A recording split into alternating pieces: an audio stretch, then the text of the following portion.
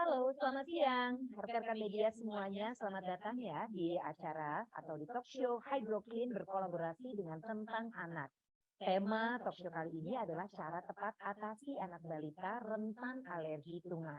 Nah, buat teman-teman media yang telah hadir, kami persilakan untuk terlebih dahulu bisa mengganti username-nya dengan format nama media, strip nama jurnalis. Sekali lagi untuk teman-teman media, mohon kiranya dapat mengganti username dengan format nama media, strip nama jurnalis sebagai pengganti registrasi. Tidak lama lagi media talk show kita akan segera dimulai. Sekali lagi untuk teman-teman media kami ucapkan terima kasih atas partisipasinya.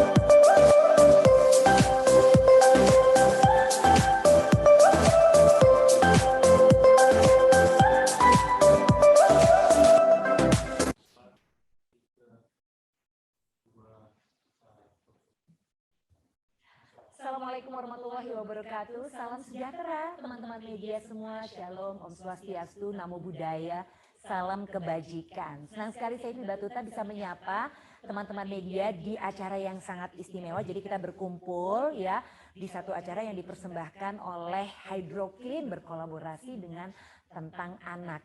Nah, kita mau ngobrol-ngobrol nih, obrolan seru kali ini bertema cara tepat atasi anak balita rentan alergi tungau. Aduh, ini satu topik yang sebetulnya udah saya tunggu-tunggu teman-teman media. Karena ini bisa dibilang saya waktu kecil itu sangat-sangat bermasalah dengan yang namanya debu. Dan pada saat saya dewasa baru saya ketahui bahwa itu ternyata lebih lagi dari sekedar debu ya, ada tungau yang juga sangat berbahaya untuk pertumbuhan dan juga kesehatan anak. Nah, untuk itu seperti mungkin bisa dilihat oleh teman-teman media semua di sini, saya tidak sendiri. Jadi saya sudah bersama dengan dua narasumber yang sangat luar biasa. Saya sapa dulu ya sebelumnya. Di sini ada ini foundernya Hydroclean nih, nanti yang bakal cerita kepada kita Kan mungkin selama ini kita mungkin taunya cuma apa ya, alergi debu, alergi debu. Nah kita sendiri nggak tahu beneran nggak sih debu itu bikin alergi. Terus begitu tungau, itu tungau tuh apaan tuh? Nah nanti mungkin kita bisa mendengarkan penjelasannya dan kemudian juga dari cara mengatasinya juga ya dari founder Hydroclean ini. Saya perkenalkan ada Ibu Pratiwi. Halo. Ya, nah ini teman-teman media, jadi persis di tengah-tengah saya. Dan nah ini ada narasumber satu lagi yang juga sangat luar biasa, adalah seorang dokter spesialis anak. Saya yakin sekali banyak di antara teman-teman media yang sudah mengenal dokter spesialis anak kita yang satu ini, karena konten-kontennya juga sangat edukatif. Banyak sekali yang kita pelajari tentang pertumbuhan tumbuh kembang anak ya dari dokter spesialis anak yang satu ini. Tetapi yang perlu kita ketahui bersama bahwa ternyata ibu dokter ini juga founder tentang anak. Nanti tentang anak itu apa nanti kita tanya-tanya. Dokter Mesti Aryotejo. Halo Kak Ivi, Kak Tiwi, dan para rekan media sekalian. Betul. Jadi hari ini kita nih semua memang pengen cari tahu sih ya terkait dengan kesehatan anak-anak kita yang gampang banget batuk dan pilek. Batuk dan pilek itu sebetulnya penyebabnya banyak sekali. Tapi pernahkah terpikir bahwa anak-anak kita nih yang lagi seneng-senengnya main di rumah, kita pikir kayaknya makanannya udah kita jaga sehat-sehat aja. Kemudian kita pikir kok kayaknya mainannya juga udah kita jaga, udah kayaknya bersih-bersih aja. Kenapa ya batuk pilek terus gitu loh? Kenapa dia uring-uringan terus gitu? Nah berkaca dari pengalaman saya, ternyata ya, wah saya punya yang namanya satu ultimatum itu yang sangat menohok, yaitu saya tuh alergi debu. Nah kemudian tapi orang tua saya begitu tahu saya alergi debu nggak melakukan apa-apa. Sedih banget deh. Maaf ya, udah almarhum sih orang tua saya, tapi saya rasa sih ini banyak terjadi tidak hanya kepada saya tapi juga kepada banyak orang tua di luar sana yang bingung kenapa sih anaknya tuh bolak-balik batuk pilek gitu. Dan emang kalau alergi debu emang kenapa sih kayaknya perasaan rumah udah diberesin terus deh gitu. Nah itulah yang akan kita bahas di sini karena ternyata memang yang harus kita sadari ya kita ini hidup di bayang-bayang debu dan juga bahkan ada tungau di saat kita tidur. Ini karena katanya nih ya tungau itu ini agak serem sedikit tapi nggak apa-apa sebagai teaser betapa pentingnya apa yang kita bahas siang hari ini. Jadi tungau memakan serpihan sel kulit mati kita yang banyak terdapat di kasur dan bahkan juga menyempil di misalnya sofa yang kita duduki, yang anak-anak duduki ya kan. Mereka jalan rembet-rembet, kemudian main di kayak boneka-boneka atau soft furniture yang ada di rumah. Itu ternyata ada satu makhluk yang sangat berbahaya, bukan satu makhluk, bahkan katanya banyak bahkan ya, yaitu tungau. Nah, nanti kita akan mendengarkan penjelasan lebih lanjut, tapi sebelumnya kita dengarkan dulu yuk sambutan yang akan disampaikan oleh Ibu Pratiwi Halim selaku founder dari Hydroclean. Silahkan. Terima kasih Ivi, terima kasih Mbak Mesti, Dokter Mesti, Mesti aja Kak Tiwi. Selamat sore rekan-rekan media semuanya, terima kasih saya ucapkan udah menyempatkan diri untuk bergabung ke acaranya Hydroclean pada sore hari ini. Nah seperti yang tadi Ivi bilang kalau mengenai tentang tungau sendiri itu masih merupakan bukan hal yang umum untuk para orang tua dan ternyata masih banyak yang belum mengetahui bahwa tentang kebersihan soft furniture ini sangat berpengaruh terhadap kesehatan anaknya, terutama anak-anak yang rentan alergi. Karena itu Hydroclean ingin mengajak rekan-rekan media dan juga sharing, terutama juga mendapatkan edukasi dari Dr. Mesti untuk menjelaskan lebih jelas dari sisi kedokteran bahwa seberapa bahaya dari alergi terhadap kesehatan anak. Nah, khususnya dari Hydroclean itu mengenai alergi dari tentang debu dan tungau yang bisa mengakibatkan alergi batuk, pilek, dan ternyata implikasinya bisa ke banyak hal ya dok. Betul banget, bahkan anak jadi katanya nggak fokus sekolah itu juga salah satunya bisa karena alergi. Betul. Nah itu sesuatu yang mengejutkan untuk saya. Ya, dan itu harus diangkat banget awareness-nya, makanya makasih banget Kak Tiwi, Hydroclean udah ngangkat ini. Karena itu ngaruh banget, kadang dibilang anaknya kok nggak fokus atau keaktifan ya, padahal dia sebenarnya alergi, tidurnya nggak bagus, jadi pas hari-hari ngantuk atau memang fokusnya keganggu. Padahal selama ini orang tuh bahkan mungkin masih di saya itu masih cuma berpikir kalau alergi itu masih sebatas batuk, pilek, men-trigger asma atau gatal-gatal, tapi ternyata implikasinya tuh terhadap aktivitas anak dan staminanya dia dan pertumbuhannya ya. Betul banget.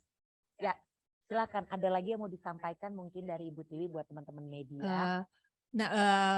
Saya berharap sih hari ini semoga sesi ini bisa bermanfaat bagi teman-teman media dan juga rekan-rekan media juga bisa berbagi kepada para pembacanya sehingga kita bisa mengedukasi lebih baik masyarakat Indonesia, ibu-ibu dan ayah-ayah sehingga bisa memberikan informasi dan bisa berguna untuk anak-anaknya dan kesehatan keluarga. Amin. Terima kasih banyak yang jelas sudah mengadakan media talk show kali ini karena emang betul nih harus diedukasi ya. Soalnya ya bayangkan aja ada banyak orang di luar sana yang kayaknya kita pikir yang gini, kita hidup di negara tropis, sudah barang tentu kita hidup harus berdampingan dengan debu. Jadi ya ikhlaskan saja, legowo saja.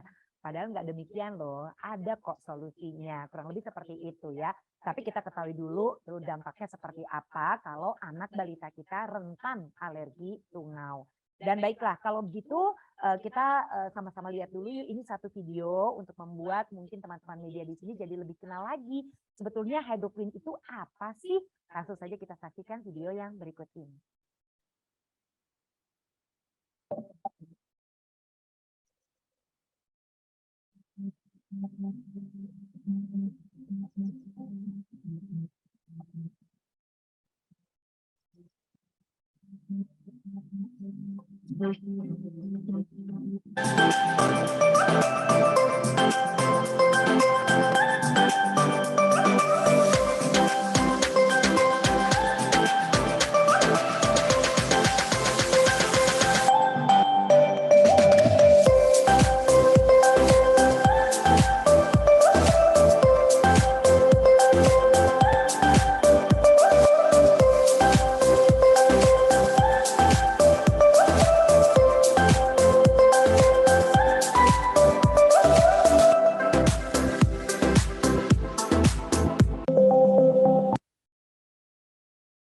Tadi bagaimana tim Hydroclean ya dan kemudian juga Hydroclean sendiri bekerja untuk membuat kita sebetulnya ya terlindungi lah ya kita dan keluarga terlindungi dari debu dan juga tungau yang berbahaya itu. Tapi langsung yang mau tanya sama Ibu Pratiwi Halim. Tungau kita tahunya selama ini tuh alergi debu. Kayaknya semuanya dipukul rata aja gitu debu ya. Padahal ada debu, ada tungau. Itu berbeda ya. Sebenarnya ini masing-masingnya apa sih? Kan pasti udah tahu dong ya Ibu Pratiwi Halim sebelum membangun atau memiliki servis Hydroclean ini gitu. Iya sih, benar sih. Memang debu dan tungau itu sesuatu yang berbeda. Kalau debu tuh ya yang bisa kita lihat lah Polusi. polusi ya kan, polusi. Kalau tungau spesifik itu adalah hewan mikroskopik. Dia nggak kasat mata, dia nggak bisa kelihatan mata kecuali pakai mikroskop. Nah, tungau ini memakan kulit mati manusia dan dia hanya hidup atau berkembang biak di tempat-tempat yang lembab dan hangat. Nah, mereka berkembang biaknya biasanya di kasur, di sofa. Nah, di mana itu tempat kita biasanya beraktivitas. Kayak contoh kalau kayak kasur 8 jam minimum dalam satu hari itu kita ada di dalam di atas kasur kan. Nah, tungaunya sendiri itu tidak berbahaya langsung bagi manusia, tetapi enzim yang ada di kotorannya. Itu yang menyebabkan alergi, gatal-gatal, men-trigger asma, batuk dan pilek. Jadi kebayang kalau tungau sendiri udah mikroskopik, gimana kotorannya? Iya, nah kotorannya tambah kecil lagi. Nah, ini yang membuat dia sangat mudah terhirup. Karena itu memang kita harus menyadari bahwa kita perlu membersihkan soft furniture itu secara rutin untuk menyedot debu dan tungau. Nah, kayak tadi Ivi bilang kan, orang selama ini cuma bilang, ini alergi debu. Debu ada yang menyebabkan alergi, ada yang enggak kan rasanya. Tapi ternyata debu yang menyebabkan alergi itu sebenarnya lebih ke debu tungaunya. Karena orang kayak suka mengkategorikan tungau itu adalah debu. Padahal bukan ya. Padahal beda. bukan. Beda gitu ya. Beda banget. Jadi, Iya. Jadi waktu awal mulai Hydroclean di tahun 2015 itu semua orang tidak ada yang mengerti tentang tungau. Bahkan mereka selalu menganggap tungau itu kutu ya, tumila ya. Jadi kita harus jelasin, kita terus jelasin tapi pelan-pelan setelah sekian lama sekarang orang udah mulai mengenal tungau. Nah, tinggal implikasi dari tungau ini ternyata itu panjang ya, terutama untuk Ya. anak-anak. Nah itu sih yang mau kita pelajarin lebih lanjut supaya para ibu-ibu dan ayah-ayah juga lebih menyadari bahwa bagaimana cara menjaga kesehatan anak-anaknya dari alergi. Ini sambil mau tanya nanti ke Ibu Tiwi ataupun ke Dokter Nesti, aku juga mau ingatkan teman-teman media semua di sini ya, kalau misalnya mau tanya gitu, nanti ada sesi atau kesempatannya kok untuk bertanya. Tapi sekarang ini udah bisa langsung tuh diajukan aja, diketikkan di kolom chat ya, sambil kita ngobrol, sambil dengerin ya. Teman-teman media boleh langsung sambil mungkin tanya juga. Jadi supaya nanti bisa mempersingkat waktu, kita udah kumpulin pertanyaannya. Ada hadiah juga buat 2 penanya yang beruntung ya. Hadiahnya apa nanti? Oke. Tapi nanya dulu, berarti kalau kan tadi ya, tungau itu kesedot, emang itu bahaya banget ya Dokter Nesti ya? Maksudnya si binatang kecil ini tuh kecil tapi sadis apa gimana? Jadi yang namanya alergi pada anak itu gejalanya bervariasi. Tungau itu bisa membuat kulit si anak gatal, bisa batuk pilek, tapi bisa juga yang namanya alergi itu sampai sesak nafas. Bahkan sampai anaknya nggak bisa nafas dan bisa berisiko kematian. Makanya bagi orang tua penting banget untuk menjadi detektif ya.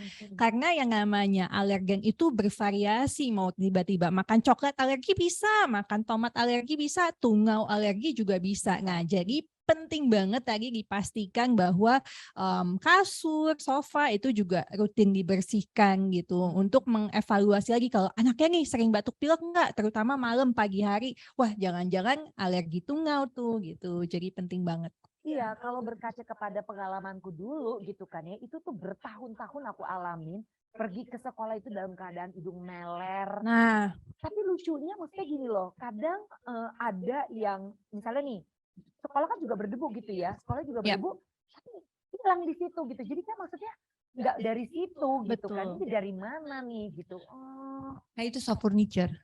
oh. Jadi itu debu dan tungau yang ada di soft furniture itu sangat berpengaruh gitu kan. Dan biasanya memang gejalanya di malam hari dan pagi hari tuh berangkat ke sekolah meler, tiba-tiba siang di sekolah biasa aja, nanti malam pagi ulang lagi, itu biasanya alergi. Nah dia yang membedakan alergi dengan batuk pilek lain adalah gejalanya di satu waktu tertentu, biasanya malam hari sampai pagi hari. Nah biasanya kalau dari situ kita utak-atik dulu nih di kamarnya ada apaan, soft furniture-nya udah dibersihin belum, udah pakai dibersihin yang secara sampai tungaunya ngangkat atau enggak, ada tumpukan baju, tumpukan buku gitu, itu debu juga numpuk di situ gitu. Jadi penting banget, dan untungnya kalau Kak Ivi ada gejalanya meler gitu ya, kelihatan oh iya nih kayaknya alergi, tapi ada anak-anak yang gejalanya tuh pas malam tidurnya gelisah gitu, nggak ada batuk, nggak ada pilek, boboknya kebangun atau mau masuk tidur tuh susah.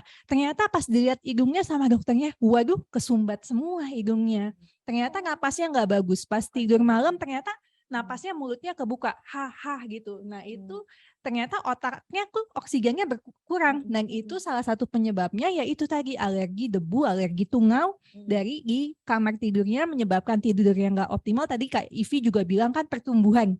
Nah hormon pertumbuhan itu paling banyak tuh di malam hari waktu tidur. Jadi kalau malam harinya itu tidurnya keganggu si alergen itu, dianya alergi, napasnya nggak bagus, ya pertumbuhannya nggak bagus. Misalnya harusnya dia tinggi, tiba-tiba jadinya nggak tinggi kayak gitu. Jadi banyak banget. Oke, Dokter Messi boleh nggak nih kita dikasih lagi gitu penjelasan lagi sekali lagi biar tambah jelas gimana caranya kita ngebedain ya anak kita yang batuk pilek karena alergi sama yang batuk pilek karena infeksi gitu misalnya. Iya, yang pasti yang pertama bedanya kalau alergi nggak ada demam biasanya. Nah, yang kedua yang membedakan adalah adanya pencetus. Jadi dia akan tadi periodisitas. Jadi di waktu tertentu, misalnya malam hari atau pagi hari, nanti siang biasa lagi. Jadi nggak sepanjang waktu gitu. Nah, kedua biasanya berlangsungnya di waktu itu saja di variabilitasnya. Nah, kemudian adanya riwayat orang tua. Jadi misalnya orang tuanya salah satu aja ada yang alergi, si anak itu sekitar 40-60% alergi. Kalau ternyata dua-duanya, misalnya bapaknya ada rinitis alergi, ibunya ada rinitis alergi juga, jenis alerginya sama, nah itu 80% anaknya juga akan Alergi. menjadi alergi tersebut, rinitis Iya. alergi itu. Jadi Iya, penting iya. banget untuk mengetahui apakah pencetusnya, apakah orang tuanya ada riwayat sebelumnya, kemudian nggak ada demam, kemudian kadang disertai gejala alergi lain. Nah, alergi itu kan sebenarnya adalah reaksi berlebihan ya, peradangan yang berlebihan pada benda-benda yang seharusnya nggak menimbulkan bahaya. Nah, ini sudah banyak faktor risikonya. Salah satunya kan misalnya anak di negara maju katanya kurang terpapar bakteri baik, anak yang lahir secara sesar kurang terpapar bakteri dari jalan lahir, kurangnya vitamin D. Nah, itu jadinya kenapa sih sekarang kok alergi banyak banget? Nah, yang batuk pilek alergi atau rinitis alergi katanya sekitar 10-30% anak. Jadi bayangin aja, jadi 1 dari 3 anak tuh rinitis alergi. Nah, bahayanya orang tuanya ngelihat anaknya batuk pilek kayak Kak Ivi tadi, nggak diapa-apain. Nah, Dan kayak dianggap Iya. kayak Ya udah biasa biasa. aja. Terus udah gitu karena tuh pengen nangis loh. Ada tisu nggak sih? Ya karena beneran aku tuh baru berhenti tidak bersin-bersin tuh setelah menikah. Jadi suamiku yang menemukan cara untuk membersihkan rumah gitu. Tapi intinya gini, singkatnya adalah didiemin aja, terus dipikir kan ini pada saat siang, pada saat matahari nggak hilang. ada hilang. Jadi dipikir ya udah, ya sudah ntar kan hilang. Jadi cuman kayak alergi debu udah biasa aja. Gitu. Padahal tidur malam itu krusial banget. Dan yang namanya tungau itu, webinar tentang anak pernah nih sama Prof. Zaki Udin ya, profesor bidang alergi. Jadi tungau tuh dia bisa kayak walaupun di vakum gitu dia bisa nyangkut aja gitu, nyangkut jadi nggak keangkat gitu. Nah itu yang kadang orang tua merasa enggak kok udah di vakum tiap hari tapi masih aja. Nah padahal butuh teknik lebih khusus supaya memastikan tungaunya itu keangkat. Nah mungkin Kak Tiwi nih bisa jelasin. Itu susah banget dibersihin. Jadi gini kan memang apa namanya orang suka ngerasa tapi kita selalu vakum. Nah tapi alat vakum yang beredar di masyarakat secara umum itu memang alat vakum untuk membersihkan debu bagian permukaan bagian atas. Dia nggak punya kekuatan yang masuk ke dalaman. Sedangkan tungau itu adanya di dalam. Dia bukan ada di permukaan tapi ada di dalam. Nah untuk bisa menyedot si tungau yang punya cengkram. Ya betul, yang mencengkram itu. Cengkramannya kuat, itu diperlukan alat vakum khusus. Dan bukan cuma ngomong alat, tetapi yang paling penting adalah tekniknya. Di mana perlu seseorang yang memang profesional, sudah di-training dengan baik dan mengerti bahwa bukan cuma di satu sisi tetapi di semua sisi dilakukan pemvakuman dengan baik, terus berapa lama, terus memastikan apakah benar kasur atau sofa kita udah bersih dari debu dan tungau atau belum. Nah, dari Hydroclean sendiri pada saat kita melakukan pemvakuman atau hydroclean di sofa dan kasur itu kita melakukannya sampai air mendekati jernih. Jadi kan pada saat kita melakukan pemvakuman itu akan ketarik debu dan tungau-tungaunya. Itu akan terkumpul di dalam satu media air. Kemudian kita akan buang, terus kita akan vakum kembali sampai beberapa kali sampai airnya mendekati jernih yang mengindikasi bahwa di dalam soft furniture itu sudah tidak ada debu dan tungau lagi. Jadi itu adalah indikatornya. Jadi bukan cuma alatnya yang khusus, tetapi orangnya yang ngerjain pun sangat penting sekali. Dia harus tahu nih, udah disedot di sini, harus sedot lagi deh. Ayo lo masuk gitu kan ya ibarat kata kan. Ibarat kata kayak gitu kan. Oke, nah ini menarik sekali bahwa Hydroclean itu punya alatnya yang bisa membuat si soft furniture, kasur kita memang tungau-tungau ada di dalamnya tersedot ya keluar. Jadi cangkramnya tuh lepas lah ya. Tapi mau tanya ke Dokter Mesty itu begini. Ini kalau misalnya anak-anak alergi gitu kan ya, dia ke sekolah itu kan nggak fokus. Itu yang saya alami. Betul. Sebenarnya dampaknya tuh apa sih ke anak? Ya, dampaknya yang utama adalah penurunan kemampuan dia untuk belajar. Akhirnya ya nilai sekolahnya nggak bagus. Dipikir, aduh kurang pinter nih anak. Padahal ini anaknya tuh tidurnya nggak bagus, jadi pas di sekolah ngantuk. Atau ya kayak kita aja dewasa kalau lagi kurang tidur besoknya gimana sih? Gampang marah, gampang nangis, sekalian nangis heboh, tercetus-cetus. Ini juga salah satu gejalanya. Jadi kadang tuh gejalanya nggak langsung kelihatan di kulitnya merah-merah atau hidungnya meler, tapi bisa aja cuma bengkak di dalam hidung atau bengkak di dalam tenggorokan yang akhirnya oksigen pas malam itu nggak nyampe ke otak. Jadi kan kasihan banget ya, napasnya nggak bagus, oksigennya nggak bagus, nah pelajarannya nggak akan optimal. Iya. Nah ini tuh harusnya gue jadi dokter loh kalau misalnya dulu tuh Eke nggak kena alergi, udah dokter. Oh tapi ini aku aja pengen belajar. Pengen belajar sama Kak Ivi cara public speaking yang bagus banget, keren banget. Cuman itu doang yang bisa ngoceh-ngoceh, tapi kalau ilmunya itu kalau Kalau oksigen nyampe ke otak, kalau dulu tuh nggak pakai alergian kali udah nyampe kalau udah jadi dokter. Tapi dokter Messi kan jadi penurunan kemampuan anak untuk fokus. Betul Bang. Nah, terus dokter Messi ini biasanya nih kan kalau kita nih sebagai orang tua bawa nih anak itu dokter anak. Begitu kita bilang, dokter anak saya batuk pilek melulu. Kira-kira alergi apa ya? Pasti biasanya pertanyaannya itu dong. Iya, nah itu yang paling aku pengen langsung jawab. Saya nggak tahu. Harusnya ayah ibunya yang tahu gitu. Ayah bundanya harus tahu. Tapi secara keseluruhan penyebab alergen terbanyak di Indonesia yang pertama adalah debu, kemudian tungau, kemudian makanan seperti susu sapi dan telur sama kacang. Itu penyebab paling banyak. Sama satu lagi polen. Jadi serbuk sari dari tumbuhan misalnya lagi musim hujan, rumah jendela dibuka, itu serbuk sarinya masuk, itu juga salah satu penyebab alergi atau batuk pilek paling sering. Nah, yang namanya alergi itu yang harus diketahui, alergi itu nggak sebatas tadi ya cuma batuk pilek, tapi yang namanya reaksi berlebihan itu bisa terjadi di seluruh tubuh. Dari mata, misalnya matanya terasa gatal atau berair, kemudian dari muka tiba-tiba bengkak, matanya gitu. Nah ini yang harus diperhatikan, kalau wajahnya udah ada yang bengkak ya kayak matanya, itu harus langsung dibawa ke rumah sakit.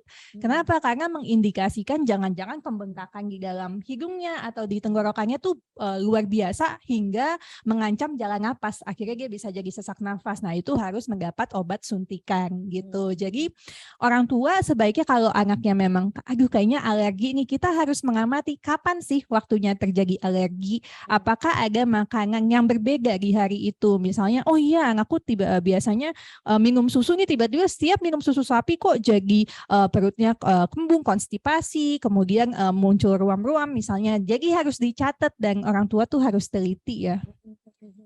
Jadi konsultasinya bukan nggak percuma gitu, konsultasi pertama tuh udah dengan beberapa fakta yang betul. Karena dokternya nggak akan tahu, karena semua benda apapun bisa jadi alergen, walaupun tadi yang terbanyak salah satunya adalah debu dan tungau. Jadi pastiin dulu itu sudah dieliminasi gitu ya, si tungau sama debu itu. Ini buat teman-teman media jadi bisa woro-woro nih ke pembacanya ya kan, kepada masyarakat Indonesia di luar sana gitu, dengan mengatakan bahwa ayo dong nih buat para orang tua lebih sensitif lagi lah, lebih peka lagi, lebih aware lagi bahwa ya tadi itu keberadaan debu dan tungau di negeri ini itu memang menjadi pencetus alergi yang terbanyak loh gitu, dan ini perlu penanganan yang tepat.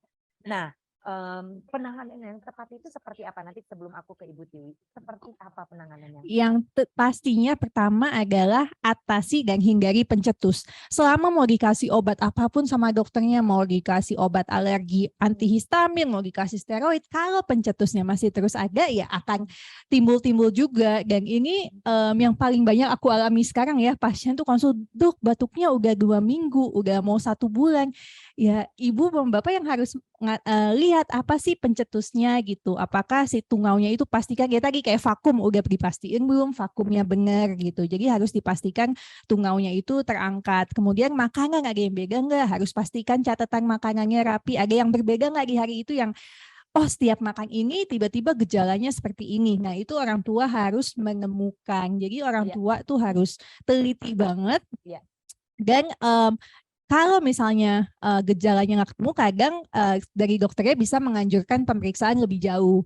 Misalnya dari garam darahnya atau di kulitnya, ditusuk sedikit alergen-alergen untuk melihat reaksi masing-masing. Ada kan beberapa paham tuh dari orang tua yang dijegerin aja gitu kan supaya makin kuat anaknya. Misalnya alergi debu, nggak apa-apa, itu justru harus belajar dia biar makin kuat. Itu salah banget dan itu sangat membahayakan gitu. Karena kalau emang terbukti anaknya alergi, tiba-tiba disensitisasi terus akan bisa menimbulkan tadi sampai sesak napas dan mengancam nyawa.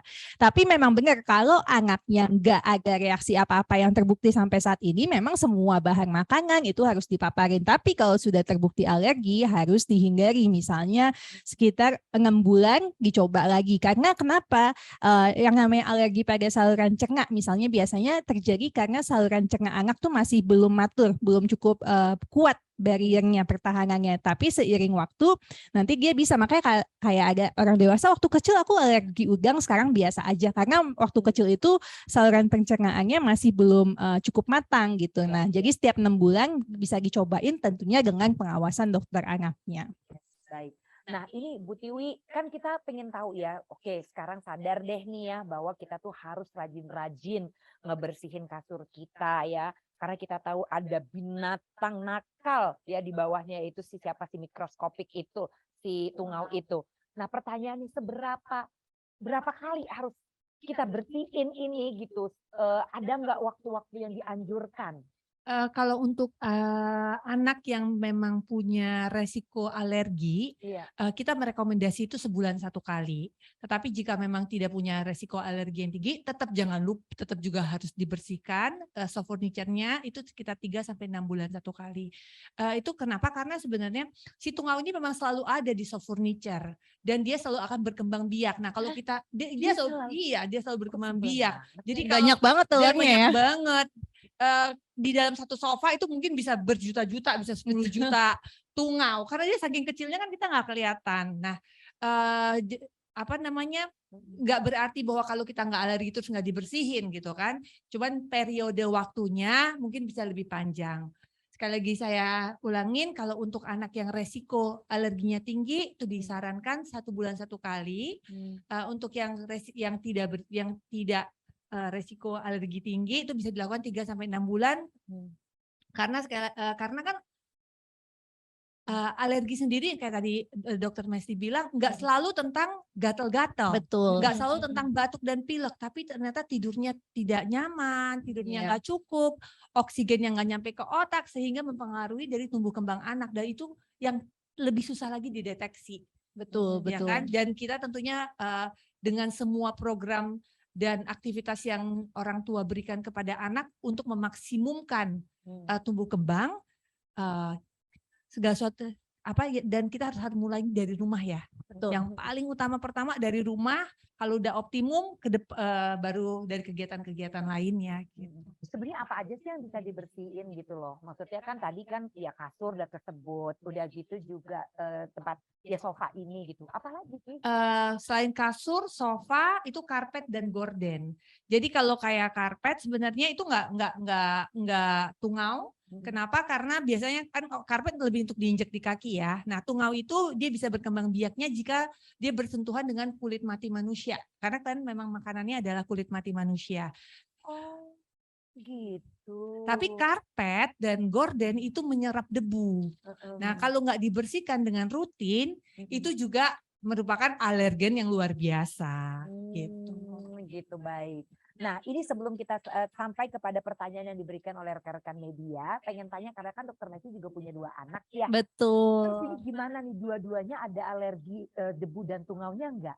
Ada, jadi memang aku tuh baru tahu, makanya ini aku cerita, aku pengen mengangkat awareness ini karena anakku pun yang gejalanya itu cuman napas dari mulut, hidungnya bumpet sama ada pembengkakan di tenggorokannya. Jadi setelah dicari-cari pencetusnya, aku nanya Kak Tiwi panggil gitu kan, dibersihin juga. Jadi habis itu sambil diterapi juga benar-benar mempengaruhi, jadi fokus, aktivitas juga nggak ngantuk. Tadi itu ikut kelas basket kayak capek, nggak mau udahan kapan udahannya, sekarang bisa ikutin sampai selesai gitu. Bobonya juga cepet, tadi ya mau bobo tuh kayak ini kenapa udah setengah jam, sejam diboboin nggak bobo-bobo gitu. Akhirnya sekarang udah diterapi, dihindari pencetusnya 5 menit udah bobo gitu. Dan itu aku juga merasa menyesal gitu. Dan ini pun aku juga baru tahu pas aku jadi host webinar tentang alergi gitu. Padahal aku dokter anak juga, tapi memang ini hal-hal yang kadang mungkin orang dokter anak tuh cuma ada 4.000 Kak di Indonesia. Anak Indonesia itu 80 juta. 4.000 dokter anak. 80 juta. 80 juta. 80 jutaan. 80 juta. Jadi makanya kita tuh udah biasa ketemunya kan kasus yang berat-berat, sesak napas berat. Jadi yang kayak oh ya anak gelisah tidur, oh gak biasa gitu kan. Padahal itu bukan sesuatu yang biasa dan ini harus dievaluasi. Itu nggak biasa banget sih gitu, karena bayangkan potensi anak gitu kan. Betul. Sekarang kan ya kita kan lagi mau bersaing nih dengan negara-negara lain, ini udah 2022 loh, kita kepingin anak-anak Indonesia jadi canggih-canggih gitu kan, secara nanti bisa bersaing, terus kemudian bisa menciptakan teknologi-teknologi robot dan lain-lain, semuanya harus dari sekolah yang mereka tuh bisa fokus Betul gitu banget, kan. betul banget Kak. Karena memang kalau tadi Kakak bilang ya kita mau bersaing, mau Indonesia lebih maju ya, sumber daya manusianya harus lebih bagus. Dan pembentukan otak itu 90% tuh di 5 tahun pertama. Jadi kalau di 5 tahun itu kita miss, dah ya udah gitu. Bye. Bye. Kan? Oke, aduh sedih amat ya, tapi nggak apa-apa. Yang penting kan kita tahu sekarang dan rasanya ini tidak juga terlambat gitu kan. Nah ini sudah ada pertanyaan nih dari beberapa teman media, dari Magdalena Beauty Journal ya, yang mau bertanya katanya teknologi seperti apa yang dihadirkan Hydroclean untuk memastikan debu dan tungau di soft furniture ini bisa bersih secara optimal. Nah silahkan. Terima kasih pertanyaannya Mbak Magdalena. Jadi teknologi yang dihadirkan oleh Hydroclean adalah hydroallergenic system, di mana dia menggunakan sistem separator yang berkekuatan 20.000 RPM, sehingga dia punya kemampuan untuk menyedot debu dan tungau dalam kedalaman 15 cm. Nah, pada saat kita melakukan penyedotan itu biasanya itu kan debu bisa berterbangan. Nah, tapi dengan teknologi hydroallergenic ini dia bisa memisahkan antara debu, tungau dan debu dan tungau itu masuk ke dalam media air sehingga dia nggak terbang lagi. Jadi kalau kita sedot dia nggak balik terbang ke udara, tapi dia akan tertampung di dalam media air di dalam sistem hydroallergenic ini. Dan sistem dari hydroallergenic ini dia 100% kering, sehingga dia tidak menimbulkan resiko-resiko terhadap jamur yang juga akan membahayakan bagi kesehatan anak dan keluarga. Satu lagi, dan dia non chemical, dia tidak menggunakan chemical sama sekali, jadi itu Karena aman. vakum aja, Karena benar dia cuma ngangkat ya vakum. tekanan gitu Iya, ya. fungsinya adalah ngangkat gitu. Oh, tapi kan ada basa-basa air yang dia kelihatan itu, tapi bukan di Enggak, itu Nampungnya. adalah medianya. Oh. Jadi iya. apa namanya itu air itu adalah media untuk menampung tungau, debu dan untuk memastikan bahwa dia tidak berterbangan keluar. Gitu. Ya. Nah, ini pertanyaan dari Mbak Magdalena masih ya, yang pertanyaan kedua. Sebaiknya seberapa sering soft furniture dibersihkan untuk meminimalisir pertumbuhan tungau? Kayaknya tadi sebetulnya udah sempat dijawab, tapi nggak apa-apa. Saya ulangin ya. Untuk rekomendasinya dari Hydroclean untuk keluarga yang mempunyai anak dengan resiko alergi tinggi disarankan 1 bulan 1 kali.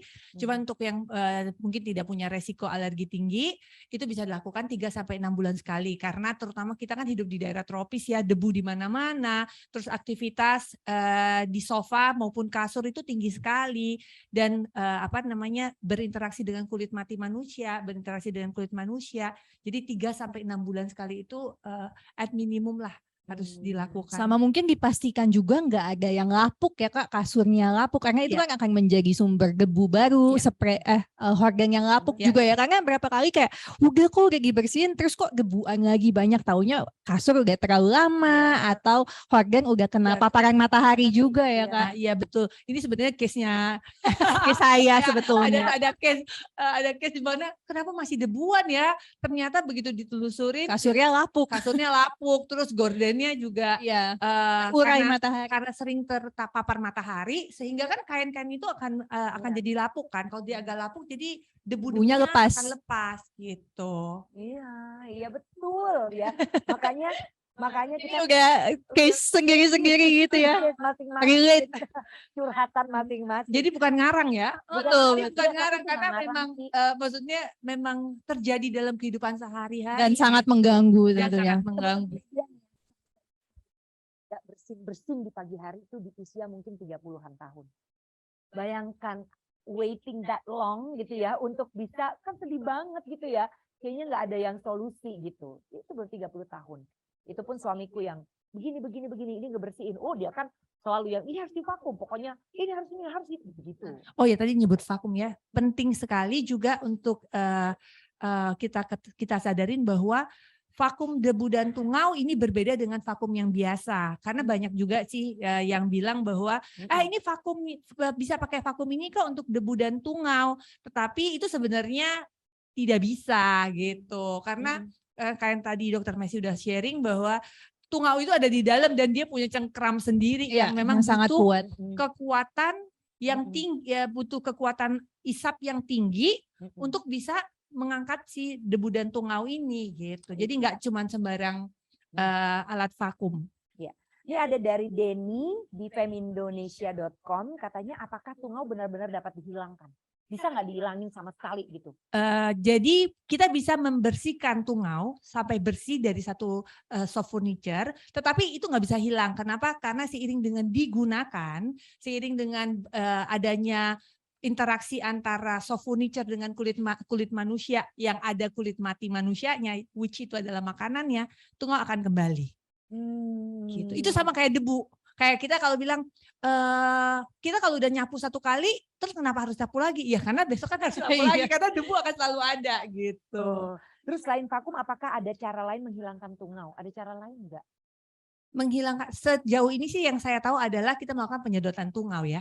Penyedotan sedot debu dan tungau, bersihin karena tungau akan datang lagi, karena begitu dia datang ya kita akan melakukan pembersihan lagi. Jadi ini adalah suatu aktivitas kebersihan yang memang dijaga secara konsistensi. Berkala Bukan sesuatu yang one shot selesai gitu. Dokter Mesty, ada Mas Suryo dari merahputih.com tanya, sampai umur berapa sih anak bisa sembuh dari alergi? Terima kasih Mas Suryo untuk pertanyaannya. Jadi alergi sampai dewasa pun bisa tetap terbawa ya menjadi asma. Jadi yang namanya alergi itu bertahap. Biasanya kulit bayi baru lahir kemudian kering-kering, kemudian agak merah-merah. Nah itu bisa menandakan wah ini udah gejala-gejala alergi awal nih gitu. Jadi harus dipastikan untuk dihindari pencetus alerginya dan dijaga barriernya. Jadi penting sekali untuk anak yang kulitnya kering, dipastikan memakai barrier lotion gitu. Kenapa? Karena kalau barriernya rusak, kemudian alergen mudah masuk, yang lain juga mudah masuk, jadinya mudah sakit gitu. Tapi seiring waktu memang kalau kita memastikan si anak itu tidak terpapar pencetusnya yang diketahui, maka proses recovery-nya akan lebih baik dibandingkan tadi dipaparin terus-terus ya terjadi terus peradangannya. Makanya kembali lagi orang tua harus memastikan pencetusnya itu dihindari, karena kalau enggak bisa naik kelas. Jadi awalnya di kulit merah-merah. Habis itu jadinya pilek-pilek, batuk-batuk. Nah, habis itu naik kelas lagi jadi asma. Nah, asma ini seringkali memang sudah hilang di usia remaja karena kan saluran napas anak semakin melebar ya gitu. Tapi ada juga yang masih bertahan sampai dewasa. Oh gitu. Oke. Nah, semoga terjawab ya Mas Suryo. Nah, sekarang ada pertanyaan lagi dari Novi Just for Kids Max. Orang-orang zaman dulu tuh suka jemur kasur. Ini buat Bu Tiwi nih. Apakah cara tersebut juga bisa dipakai untuk menghilangkan tungau kasur dijemur? Ini pertanyaan bagus. Nah, karena kan panas tuh, mungkin anggapannya gitu kan, mati ini binatang-binatang ini gitu. Iya. Nah jadi sebenarnya memang kalau orang itu adalah sebenarnya salah satu solusi pada zaman dahulu kala orang tua kita menjemur kasur, karena begitu kasur dijemur kan dia langsung kering, dia nggak lembab. Nah kalau dia tidak lembab, tungaunya juga nggak bisa berkembang biak. Makanya itu adalah salah satu solusi. Cuman di zaman modern sekarang, di mana rumah sudah lahan untuk jemur itu semakin kecil, kemudian kasur kita tuh spring bed, ya kan, beratnya luar biasa. Jadi untuk kita bisa ngangkat kasur bawa ke depan dan dijemur itu lumayan PR gitu. Tapi memang dengan dijemur di matahari itu memang membantu untuk meminimalisir perkembangbiakan tungau karena dia jadinya kering. Kalau kering tungau nggak mau hidup. Tungau itu hidupnya dalam kelembapan, dalam suhu yang hangat. Oh, kita banget tuh ya. Baik negara tropis maksudnya. Betul. Oke, kemudian dari Lia Marketing Co. Ide ya. Buat yang tinggal di apartemen. Halo. Ya, dengan lahan terbatas Banget. untuk menjemur atau vakum. bagaimana cara yang tepat untuk membasmi tungau serta berapa banyak frekuensi untuk membersihkan debu? Ini sebenarnya sih kurang lebih sama ya pertanyaannya, tapi nggak apa-apa. Mungkin Dokter Mesty dulu deh cerita pengalamannya Dokter Mesty. Kan tinggal di apartemen juga. Betul banget. Jadi aku pernah juga nih manggil misalnya untuk deep cleaning yang sampai kasurnya basah semua gitu. Tadi seperti kata Kak Tiwi, akhirnya 24 jam gak kering, akhirnya apek bau berjamur gitu kan. Makanya aku belajar penting banget untuk yang tinggal di apartemen karena kan kita juga terbatas ya, nggak bisa buka jendela pun debu yang masuk akhirnya makin debuan lagi gitu. Jadi penting banget tadi di vakum yang secara berkala sesuai Kak Tiwi bilang. Sebenarnya mungkin kalau yang vakum sendiri seminggu sekali gitu ya, terus ditambah yang vakum dengan kedalaman yang memastikan tungaunya mati. Tadi kalau anaknya berisiko alergi bisa sebulan sekali, kalau nggak berisiko alergi. Artinya nggak berisiko alergi apa? Misalnya bapak ibunya memang nggak ada riwayat alergi, anaknya juga nggak ada gejala, itu sekitar 3-6 bulan sekali. Mungkin gimana Kak Tiwi ada Nah tambahan? itu maksudnya kan kayaknya kan kita juga tahu lah ya ada servis-servis tuh yang bener-bener dicuci gitu loh, cuci kasur gitu. Ya kan ada lah Iya, ya, kita tahu betul. lah istilah-istilah itu. Gimana tuh? Jadi sedot debu dan tungau itu berbeda dengan cuci kasur. Kalau dari saya sendiri sih saya membedakannya, kalau sedot debu dan tungau itu untuk bagian dalam, beneran membersihkan soft furniture, kasur, sofa itu bagian dalamnya. Sedangkan kalau untuk cuci kasur atau cuci sofa itu kalau untuk saya objektifnya itu adalah untuk noda. Jadi itu sesuatu yang berbeda. Jadi jangan dianggap sebagai satu masalah yang sama karena penggunaan alat maupun teknik yang digunakan dan objektifnya pun berbeda Iya. gitu. Dan ingat kan katanya tungau hidup di lembab gitu Yes. kan. Nah, dan satu hal pada saat kita melakukan pencucian, pastikan itu bisa kering kurang dari 24 jam. Udah kering sampai ke dalam-dalam. Iya, gitu ya. karena kalau lebih dari 24 jam itu jamur akan mulai tumbuh. Nah itu dia yang aku Nah, itu tidak bahaya. pikirkan. Mama-mama sibuk gitu kan, nggak baca gitu ya. Berapa lama keringnya akhirnya harus ngungsi. Nggak bisa bobo, kasurnya basah. Karena kalau di apartemen kan itu matahari nggak luas gitu kan, jendela bisa kebuka dan lain-lain. Jadi pastikan memang pembersihannya itu sesuai ya Kak. Ya, dan cuci beda sama sedot debu dan tungau ya. Betul. Jadi ini penting sekali, jangan sampai cuci soft furniture dengan sedot debu dan tungau itu dianggap satu servis yang sama. Karena itu adalah hal yang berbeda dengan objektif yang berbeda. Kalau sedot debu dan tungau tujuannya untuk mengangkat debu dan tungau sebagai alergen yang bisa menyebabkan alergi. Kalau cuci objektifnya itu untuk estetika sebenarnya. Oh, menghilangkan noda gitu ya. Gitu. Aku pikir kalau cuci maklum pengetahuannya. Jadi cuci itu dipikir sampai dalam-dalam bersih banget kan dalamnya. Padahal itu lebih untuk menghilangkan noda. Untuk menghilangkan nodanya. Karena kalau kayak cuci kan air masuk ke dalam, begitu masuk ke dalam lembab dan belum tentu bisa kering 100%. Gitu. Iya, Kalau dia iya. nggak kering lebih dari 24 jam itu jamur akan tumbuh. Nah, kalau jamur tumbuh itu penyebab alergi juga. yang lebih bahaya. Oh alah, kok kita jadi jelas loh ya sekarang loh ya. Jadi jangan sampai salah tuh, cuci kasur dan sedot debu dan tungau itu adalah dua hal yang berbeda dengan tujuan yang berbeda ya. Oke, nah ini masih ada pertanyaan lagi, nanti pilih loh ya, ada 2 orang yang beruntung dari teman-teman media yang sudah memberikan pertanyaannya untuk mendapatkan masing-masingnya voucher dari Hydro Clean Rp200.000. Oke, ini ada Aulia dari medcom.id. Selain pergi ke dokter, adakah cara lain untuk mengurangi gejala alergi tungau? Seperti minum minuman herbal gitu misalnya? Terima kasih. Untuk sampai saat ini yang terbukti untuk menyembuhkan atau menghilangkan gejala ya tadi, hilangkan pencetusnya gitu. Jadi cuman itu satu-satunya kuncinya. Mau dikasih obat apapun, herbal apapun, kalau tungaunya masih ada di situ, debunya ada di situ ya nggak akan sembuh-sembuh. Oke, baik.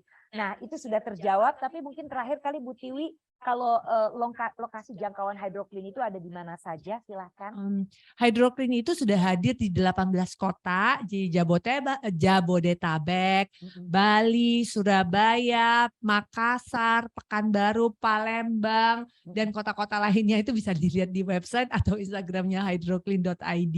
Tapi kita hadir di 18 kota karena salah satu objektifnya Hydro Clean adalah bukan cuma bisa diakses di ibu kota, tapi kita pengen untuk mengedukasi masyarakat yang ada di kota-kota lainnya juga, para ibu-ibu dan ayah-ayah untuk bisa memberikan kebersihan soft furniture yang maksimum bagi keluarganya. Oke, siap. Saya akan serahkan handphone saya di sini, tolong diganti dengan jenis terbaru handphonenya. Maksudnya silakan dibaca. Pilih satu Bu Tiwi, siapa yang mendapatkan voucher dari Hydroclean. Nanti Dr. Mesty juga pilih satu. Teman-teman media semua boleh bersiap-siap ya, karena kita mau foto dulu, foto sesi. Nanti setelah kita foto sesi, nanti baru kita dengarkan siapakah dua orang yang beruntung, masing-masingnya akan mendapatkan voucher dari Hydroclean senilai Rp200.000.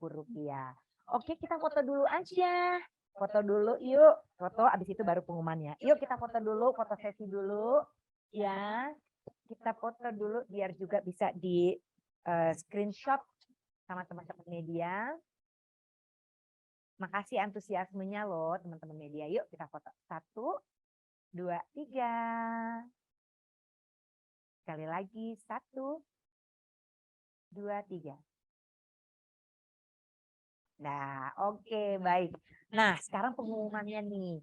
Siapakah dua teman media kita yang beruntung tersebut? Yuk, kita dengarkan dulu dari Ibu Tiwi. Silakan. Untuk Mbak Novi dari Just for Kids Magazine. Yes. Ya, Mbak Novi. Congratulations. Apa sih? Orang tua itu sudah Jemur. mengerti Jemur di matahari. Ternyata bahwa menjaga kebersihan soft furniture itu udah ada dari zaman orang tua kita dengan caranya mereka gitu kan, yaitu lewat matahari. Nah, yang sebenarnya bisa kita lakukan juga, cuman karena perubahan zaman, perubahan banyak banget faktor ya, kasurnya yang berat banget. Jadi kita pun juga harus mengikuti dengan pola yang lebih modern gitu. Oh gitu, baik. Kalau gitu Dr. Messi siapa? Kalau dari aku pemenangnya jeng. Mas Suryo yang menanyakan sampai kapan alergi itu bertahan. Nah, tadi ditambah lagi satu lagi, sering kali pas alergi pas kecil udah hilang, kadang-kadang pas lagi hamil timbul lagi. Kenapa? Karena saat hamil tubuh itu udah pinter banget, kan ada benda asing yaitu bayi ya. Jadi imunitasnya diturunin dan dia lebih menjaga supaya si bayinya itu aman gitu. Jadinya muncullah reaksi yang peradangan dengan barang-barang yang walaupun nggak berbahaya. Jadi tolong dipastikan juga ibu-ibu hamil tetap sehat dan berhubungan juga dengan vitamin D salah satunya. Oh begitu, baik. Aduh, hari ini tercerahkan sekali ya teman-teman media. Thank you so much, karena memang kita perlu tahu bahwa salah satu faktor pencetus alergi yang terbanyak di negeri tercinta kita Indonesia, yang adalah negeri tropis ya dan juga negerinya hangat. Emang sih enak ya hangat-hangat, tapi hangat-hangat ada kelembabannya juga tuh ya, sehingga ya pencetusnya tadi yang terbanyak seperti yang dikatakan Dr. Messi itu adalah ya alergi debu dan juga tungau. Itu salah satu yang terbanyak nih anak-anak Indonesia alami. Artinya apa? Artinya berarti kalau misalnya tadi 10-30%. Ya, jadi itu yang rinitis alergi ya. Kalau alergi keseluruhannya 40% kira-kira. Bayangkan kalau misalnya anak-anak kita tercinta ini terkena alergi, rinitis alergi tadi 10-30% dari semua anak Indonesia. Artinya anak-anak ini tuh kan mengalami apa ya, susah untuk bisa jadi misalnya dampaknya di dia tuh susah fokus, susah konsentrasi, batuk pilek berkepanjangan, nggak berhenti-berhenti. Akibatnya apa? Ya terhambat pertumbuhannya ya, terhambat potensi pertumbuhannya, kepintarannya dan lain sebagainya, yang padahal bisa sangat maksimal dan bisa memajukan negeri ini nanti di masa yang akan datang, di masa depan. Betul ya. sekali. Jadi silakan sekali lagi untuk teman-teman media ya, kita bisa memberikan kabar gembira buat orang tua di luar sana bahwa kita bisa kok ya mengatasi anak-anak kita yang sangat rentan terhadap alergi, apalagi alergi tungau ini dengan yaitu tadi ya, kita sedot dong secara berkala debu dan tungau yang ada di soft furniture rumah kita. Oke. Kalau begitu, mungkin ada mau disampaikan lagi kepada teman-teman media, silahkan dari Ibu Tiwi dulu boleh. Saya ucapkan terima kasih kepada semua rekan-rekan media. Semoga sesi hari ini bisa bermanfaat bagi rekan-rekan media, bisa bermanfaat untuk rekan-rekan media dan juga bisa di-sharing ke para pembacanya sehingga bermanfaat sekali lagi bagi seluruh masyarakat Indonesia. Terima kasih. Silakan Dokter Nesti. Ya, terima kasih banyak untuk Hydroclean, Kak Tiwi yang sudah mengajak kolaborasi tentang anak karena penting banget untuk mengangkat awareness soal alergi pada anak yang gejalanya sangat bervariasi, paling banyak ditentukan oleh debu sama tungau dan ini tadi kata Kak Ivi sangat mempengaruhi proses pertumbuhan dan perkembangan si kecil. Jadi kita para rekan media yang termasuk mungkin di sini juga ada ayah dan bunda, kita harus memastikan bahwa anak-anak kita bisa tumbuh dan kembang optimal. Salah satunya adalah hindari pencetus alergi yang paling banyak adalah tungau dan debu salah satunya sehingga mereka bisa tumbuh optimal dan Indonesia maju lagi lebih baik lagi. Amin. Amin. Baiklah kalau begitu terima kasih ya Ibu Tiwi, Dokter Nesti dan teman-teman media sekali lagi juga terima kasih. Sampai jumpa ya di acara-acara lainnya nih. Semoga nanti kita ketemu lagi di media talk show lainnya. Persembahan Hydroclean yang semoga bisa berkolaborasi lagi dengan tentang anak. Saya Amin. ya pamit undur diri dari hadapan teman-teman media semuanya. Salam sehat, selamat sore. Assalamualaikum warahmatullahi wabarakatuh. Terima kasih rekan media semua. Terima kasih Kak Ivi, Kak Tiwi. Untuk santai-santai aja.